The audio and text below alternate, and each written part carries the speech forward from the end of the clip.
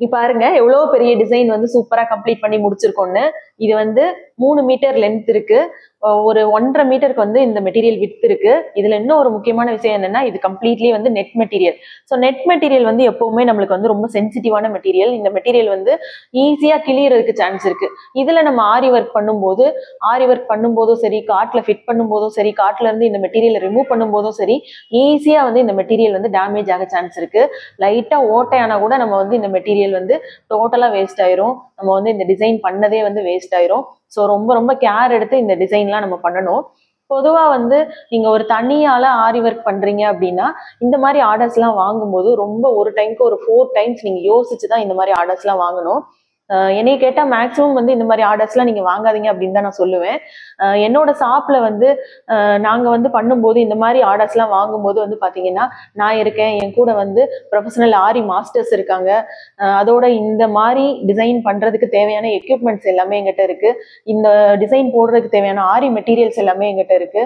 அதுவும் போக இந்த மெட்டீரியல்ல நம்ம ஆரி ஒர்க் பண்ணும்போது டெய்லியும் ஸ்டேஜ் பை ஸ்டேஜ் இந்த மெட்டீரியல்ல என்ன டிசைன் போகுது, இந்த டிசைன் கரெக்டா தான் போகுதா, இதுல டேமேஜ் எதுவும் வராம கரெக்டா போகுதா அப்படின்னு இதை வெரிஃபை பண்றதுக்கும் நான் ஆள் வச்சிருக்கேன். ப்ராப்பரா எல்லாமே செட்டப்போட இருக்கிறனால இந்த மாதிரி டிசைன்ஸ் நாங்க என்னை மாதிரி ஒரு கடையில இருந்து நாங்க பண்ணும்போது இந்த ஆர்டர்ஸை வந்து ஈஸியா எங்களால பண்ண முடியும். ஒரு தனியால நீங்க இந்த ஆர்டர்ஸ் இந்த மாதிரி பெரிய ஹெவி ஆர்டர்ஸ் எடுத்து பண்றீங்க அப்படின்னா உங்களால பண்றதுக்கு ரொம்ப சிரமமா இருக்கும். பொதுவா வந்து நீங்க ஒரு பிளவுஸ்லயோ இல்ல ஒரு சுடியிலயோ ஆரி ஒர்க் பண்ணி பார்த்திருப்பீங்க.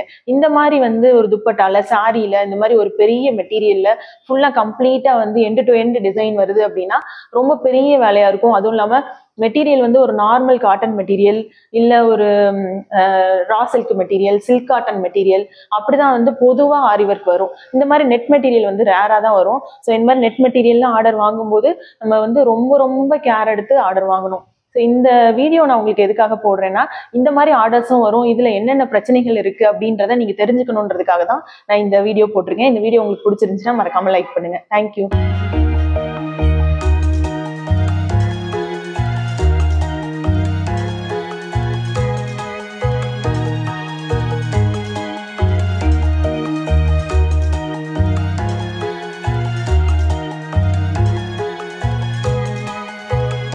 பிளவுஸ் மட்டும் தச்சு பழகணும்னு நினைச்சீங்கனாலும் என்கிட்ட கோர்ஸ் இருக்கு.